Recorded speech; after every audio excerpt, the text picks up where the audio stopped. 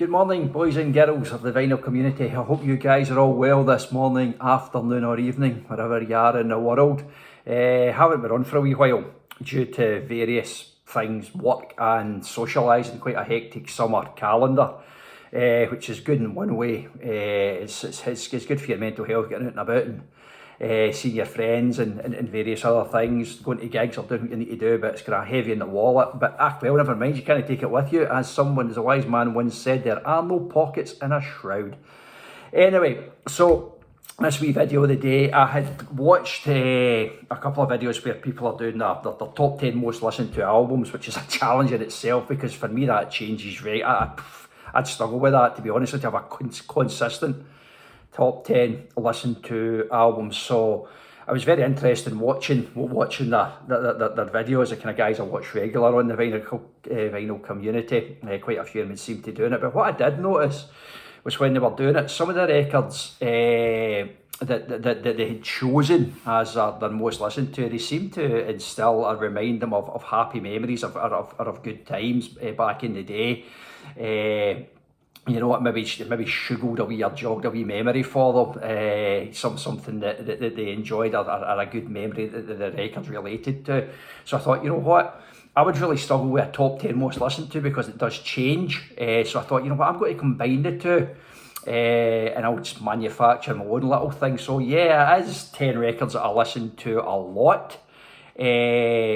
It's 8 albums and 2 singles, but every one of them, there's a memory behind it. So I've got a wee story. So as much as I'm going to show some vinyl and one other thing, there's a wee story attached to each of them. So I'll just crack on, and what I'll do is I'm going to go with the first, a 7-inch single. And this is going back, my goodness, I was just a wee guy living with my parents. And back in the day, you know, you're getting back to the early 70s here. Your family seemed to, your aunties and uncles or whatever, everybody seemed to stay quite close. They would certainly be the same, if in the same town for sure, mostly, but a lot of the time in the same sort of area of the town that you lived in. So everybody was, you know, the world was a smaller place back in the early 70s. And I've watched a sort of kind of event, or a regular event round our way was what the adults would do was within their group of friends, every 2 weeks, every second Saturday, they would have a house party. So they would, and the whole families were invited, kids, mums, dads, you know, cats, dogs, whatever, everybody was invited, and they were absolutely great. And what they would do was, you know, that the host would put on copious amounts of alcohol, copious amounts of food. The main room in the house, all the furniture would get pushed back into the walls to give space for dancing, and then it would just be music, drink, food, absolute great times. And I remember one time, one of these, it's really, I mean, I went to, when I was a wee guy, I was at loads of these, but one sticks in my mind. It was at my house, and my dad was an absolute music fan. He had loads of records. And I remember, as much as he liked traditional jazz, country was his next thing, probably along with Sinatra and Tony Bennett, God rest him. But country was his next thing, and I remember he put this on, and it was, if you can see this, and this is the record. It was Marty Robbins, El Paso. And I remember just sitting sort of outside the main room, looking into the main room, and people were milling about, having a chat, and you know, you're maybe halfway through the night, so there was a bit of drink had been had, and this come on, and it was, you talk about a floor filler, my goodness, everybody was up to El Paso by Marty Robbins. You know, just the place was bouncing, drink in hand, dancing, you know, people dancing together, drinking lots, dancing together, you know, having an absolute great time, all squashed into this little room, this little front room, you know, a bit like the Tories were doing during lockdown, of truth be told.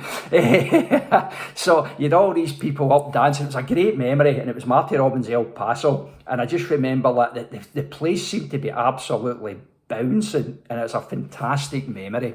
So that's my first one. It's Marty Robbins' El Paso, and this is the actual single on the Fontana label.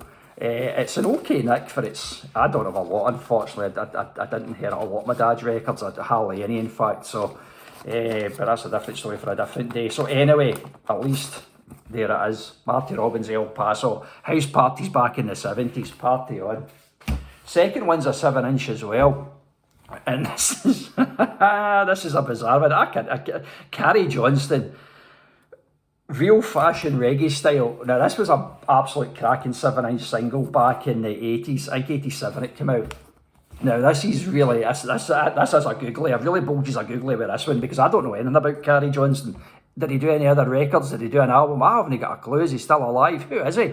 Who knows? But the reason what this was, that this record was at the time, I had my group of friends, my group of mates, and one of them, with Jamesy, was the first one to strike out in his own and get his own flat in 87. He was the first of the gang to get his own place. And this was amazing. So this was somewhere we could go and we could crash out, we could chill without parents getting involved, or without having to worry about if a parent or a bigger brother or sister or whatever was going to come in and just ruin the vibe. So James had his own place, and I remember this record seemed to be on a lot in the radio at the time. And his flat was quite close to the town centre, so I walked round to Woolworths and I purchased this record because it was like an ear, it was like an earworm. It just stuck in my head, and I went round and I purchased this. I listened to it. I do listen to it, and it's Carrie Johnson. It's in the 10 label, and it's real fashion reggae style, and a different version inside too, real fashion reggae style. But just that, when I hear that record, it just reminds me back then in the mid 80s, with the first of the gang, first of the group of mates to have his own place, and just sitting there chilling, doing what teenage guys do, having a drink, whatever, listening to music. And he had a wee record player, I remember putting that on, plus various other things. So yeah, that does evoke a fantastic memory of the first time we felt that really we had a place to go where we could just be ourselves without parental interference, apart from going outside or whatever. We had a base. So yeah, there he is, Carrie Johnson. If anybody knows anything about him, let me know, because I certainly don't. Now, as anybody knows, I'm a massive Bowie fan, and I've got 2 Bowie here. I'll go with this one first, so if I don't spill all these on the floor, trying hard not to drop all this stuff. And this was Aladdin Sane, and this was the first. Now, this is an album I genuinely do listen to a lot, but as I've touched on before in another video, I went to buy Ziggy Stardust after hearing that my mate's older brother had played it. The shop didn't have them, and no, sorry, I've got that wrong. I heard my mate's older brother playing this. I went to buy it. The shop didn't have it, but the guy recommended Ziggy album, which I did buy, thankfully. But Aladdin Sane, every time Aladdin Sane just reminds me of record collecting. And collecting Bowie vinyl. That's it. This is the picture. That's quite a new issue. I think it was only out about 4 or 5 months ago. I don't have many copies of Aladdin Sane. I've got, like Ziggy, I've got loads of them. And this just reminds me, this Bowie album, for some reason, reminds me of record collecting and collecting records, and maybe even talking to you guys or whatever. And that's why I put this on. It is my equally most listened to Bowie album, and I do listen to this record a lot. If I said early doors, it was hard to find a continuous or a relatively, consistent top 10, but I think if I had to really put my mind to it, this would certainly be in it, along with the Ziggy album. So yeah, so this Bowie album, Aladdin Sane, definitely reminds me of record collecting and going and buying Bowie albums or Bowie singles, or trawling in or going to record fairs and just looking for Bowie stuff. So that's why I chose that, and it is an album I listen to a lot. And the second one, I can't do that without doing Ziggy. So this was the first, not this one, obviously this is the picture disc version, the 75th anniversary picture disc. But this, sorry, the light's getting in there. This was the first Bowie album I had. I went to buy Aladdin Sane, didn't have it, and the guy in the shop recommended this, and I bought Ziggy. And there was no turning back for there. So between Bowie and The Clash, that was me kind of fixed, really only kind of at that time, kind of mid to late 80s. That was the only bands I were really into. I did like other types of music and other things at the time, but on a whole, it was Bowie and The Clash was what I listened to at the time. Now, Aladdin Sane reminds me of a record collecting and buying records. Well, this just reminds me, the Ziggy album reminds me totally the first time I got into music on an industrial scale, if you want to say, when I really got into music and really started to enjoy it and take music for what it was, which is a pleasure. And that's what that reminds me of. It's a bit different for the Aladdin Sane. It reminds me, it's got a different memory of Aladdin Sane, but this just reminds me of picking up a record, sticking it on the turntable, plunking the needle on, and just sitting back and just been absolutely blown away with the quality of the music and the quality of the style of the music. But it was a genius, and this album's just, Ziggy Stardust, for anybody that's into Bowie, I'm sure you'll agree, as with Aladdin Sane. So, absolute top album, love it. And I do, these two albums, Ziggy and Aladdin Sane, I play very regular to this day, unlike some of the other stuff, but they do evoke memories. Now, the next one I've got, this is a cracking one, and quite a good story. This is Ezra Furman's Perpetual Motion People. Now, I get into that. This was one of this reminds me of being addictive. Okay, so a number of years ago on Six Music, Mark Riley played an Ezra Furman song, and I was absolutely hooked. I thought, bloody who is? I need to find out who that is. I did, Ezra, and I bought everything. Everything he had up to date, up to that point, up to this album, I believe, I bought his back catalogue, 12, everything I could get. Absolutely, just like the addictive personality, I've got to have that. And again, a bit like Aladdin Sane, it reminds you of record collecting or whatever. This does, but a different way, and how like when you just hear something that you really like or an artist you really like, you know, you're in, you go for it, you just dive in, you're 2 feet, bang, I'm in, I'm for everything. There's very few bands I've done with that recently, but Ezra was certainly one. Seen him live a couple of times, got all his stuff, still buy all his stuff to this day. I think I'm missing one album, which I think I ordered and it didn't get delivered, and I get my money back and I haven't bothered reordering it. But anyway, this is my favourite. Perpetual Motion People is my favourite album from Ezra. I think identifies as a woman now, I think. I don't want to get that, I think. Right, we'll just leave that at the time being, because I'm sure Ezra identifies as a woman. Anyway, so, but this is a fantastic album. This is Ezra's, for me, the best one Ezra has done. It's an outstanding album. 12 Nudes is another good one, the one he done a couple of times after this, and Day of the Dog is another cracker. But this one for me just reminds me of when you hear an artist, a bit like Hamish Hawk, you hear an artist for the first time, then you're all in, bang, I am in. And this is why Ezra's on it. But I do listen to this album, like the two Bowie albums. This up to maybe a bit, I haven't listened to it a wee bit, don't get me wrong, a few months, but up until that point I did. I listened to this one actually when I got this over and over and over again. I got a wee bit kind of fed up with it, so I had a wee break. But thank you, Ezra, for everything you've done. I really appreciate it. What a guy, and a great album. If you haven't heard it, give it a shout. Now, this is a belter. Bauhaus, In the Flat Field, my favourite Bauhaus album. Their first album, it's still my favourite album. I don't listen to it as much as I used to. I don't listen to Bauhaus as much as I used to. I must admit, I put on Burning for the Inside a month or so ago, and that was the first time I'd listened to them in a wee while. And I might have listened to Bela Lugosi. I like going back listening. I've got the 12-inch. I like going back and put it on just for a blast of some gothy music. But this is my favourite Bauhaus album. This will be my most played Bauhaus album, without a doubt. It's my favourite album from all time. But the story that goes with this one, I'm back in secondary school, first or second year. I'm sure it was about third year. On a Friday, English was last lesson on a Friday, and the teacher just used to at the odd time say, right, bring this. Used to have English on a Tuesday and a Friday. She would say on a Tuesday, right, bring records in. On a Friday, we'll just listen to some records. We'll see what's current. Bring me some stuff in, and we'll play some records. Great, guy. Yeah, that age, you love that when you're 14, 15, whatever, 14. Brilliant. Oh yeah, great. Bring some records in. So I started doing it and taking some stuff in. My records never get chosen. It was always the same people's same records that get picked up. All the kind of normal soppy chart stuff. You might have got a bit of Queen if you were lucky, but it was just rubbish. So I stopped doing it for a few weeks or whatever. Then I decided, you know what, sod it. So I taken this in, Bauhaus in the Flatfield, and the teacher, as she was doing, was flicking through the stack, and she came to this. And I thought, whoa, and she stopped, and I thought, oh, could be my lucky day. And she picked it up, and she done that. She said, who brought this in? Me, miss. Come here, Dugan. I walked up to the desk. Take your album and get out my class. So there we go. That's exactly what she said. That's what she thought of that. And that was it. So that was it over. I thought for a minute, yep, I'm in. They're going to play a bit of Bauhaus Friday afternoon, start the weekend off. Nope, get out, take your record and get out.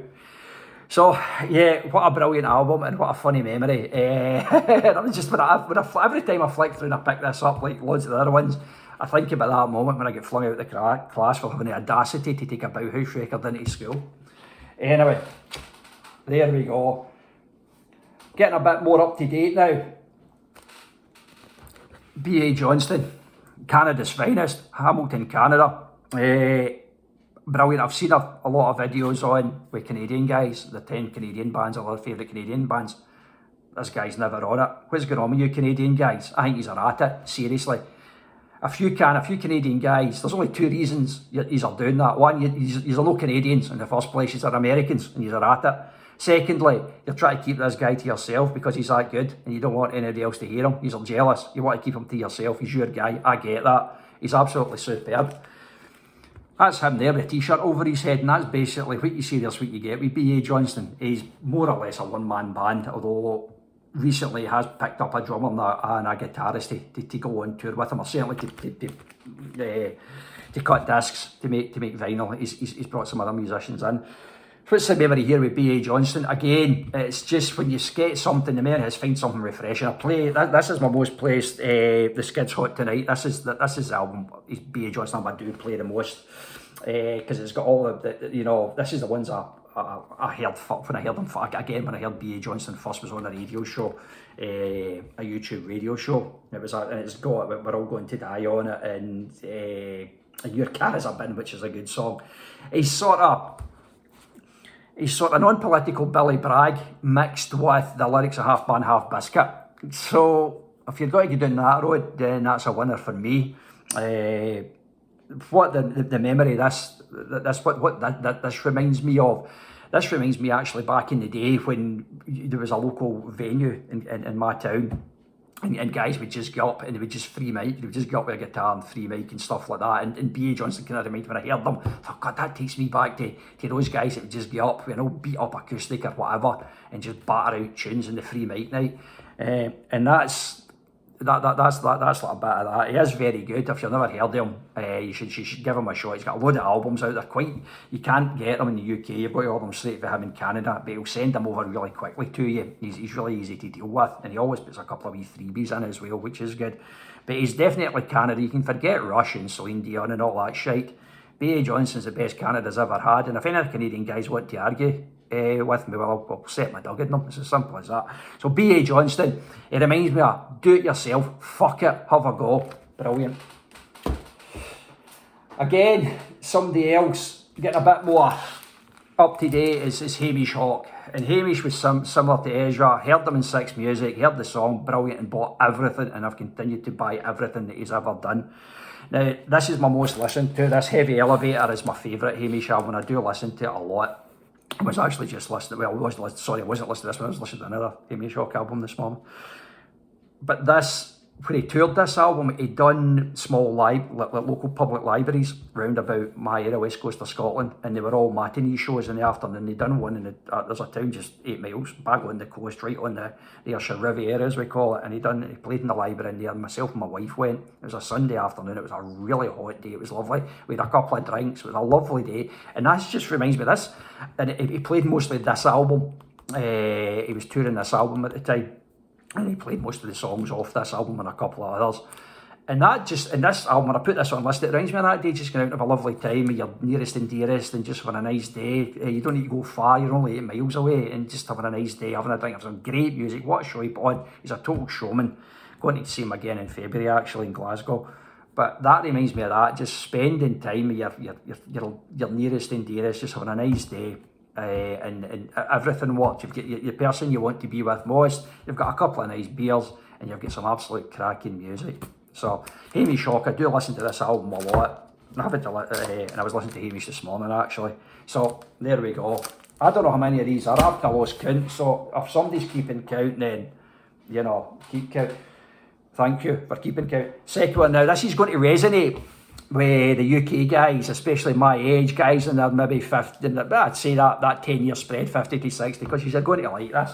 Now, this is a good story, and I'm going back and I'm going to show you something. One, the album that you'll know, there's no introduction, Dead Kennedys, Fresh Fruit for Rotten Vegetables. This I'm sure it was 1980 this came out, around about then, 79, 80. Anyway, still at school for me. Absolutely love this album. I haven't, again, I'm not going to lie, I haven't listened to it in a wee while. Back in the day, it was never off the turntable, but I haven't listened to it in a wee while, I must admit, even though I did go and see them live. I got a t-shirt on, did go and see them live. I've actually been listening to Frankenchrist. I think it was the last one I listened to. But anyway, what's the story behind this? Yeah, I regularly played. Would it be in my most played top 10, most consistently played top 10? It might be, I'm not sure. That's a hard one for me, that. Anyway, the reason this is on, I was one of the only, so back in the day at school, and this is where the British guys will be like that, oh, here's a ping up here. We used to have a Subbuteo club, okay? And it was a Subbuteo club, basically, it was a little tournament, well, it was quite a big tournament. It was a league table, and you went around each other's houses, and you played Subbuteo, and you take your scores back, and one of the older guys at school, one of the prefects, or one of the senior guys, would know all the scores, and then you'd be a league table, and see who was the best Subbuteo player went round about. So, when guys came to my house, they would ask, for whatever reason they didn't have, maybe their parents wouldn't let them have this album or whatever, they would always ask me to put this album on while we were playing Subbuteo.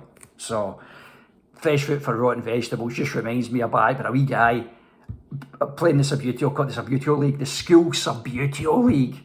And where I played in my bedroom was big enough to have the whole Subbuteo pitch out, because any of you guys know it's quite a big cloth pitch, a bit of room to get around about it. Listening to this, played Subbuteo, and I've got a wee Brucey bonus here for you guys. Hopefully, he's all like this. I've kept all my Subbuteo stuff. Now, Subbuteo teams, as you can remember, were absolute class, hand painted, and there was some were better than others. Now, this is the classic Coventry City 1978 to maybe 1980 Tramline Admiral kit. Now, half man, half biscuit only wanted a Dukla Prague away kit for their Christmas. All I ever wanted was this Coventry City jersey, and I never got it. So there you go. So hopefully that's a nice bit of a reminiscing there for the UK guys. And any guys that are into your football will remember this classic Coventry City Admiral Tramline kit. Subbuteo, absolutely brilliant. And I'm glad I kept all my Subbuteo stuff. I've got a shitload of it, to be honest with you. Bit beat up the box, but never mind. Has a reference number on it though, still. So that's a bonus. So there you go, the Dead Kennedys and Subbuteo. Flick, flick, can't beat that. Last and not no means least, Clash, Give 'Em Enough Rope. But listen to it over and over and over again.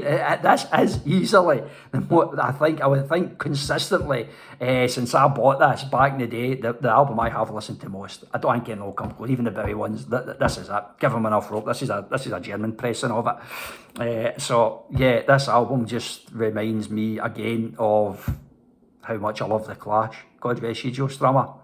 So there we go, guys. That is a kind of records I listen to the most, or memories that they evoke. I hope it was good. All happy memories, though it was. There's nothing sad there. You don't need to go phoning the Samaritans or anything, you know. So it's all good, happy memories. I hope you've got some joy out of that. In fact, I hope you've enjoyed it as much as I enjoyed doing it. So there you go, guys. A little bit of reminiscing, some good tunes, wee bit of Subbuteo. What more can you ask for, man? Okay, so you guys, stay free.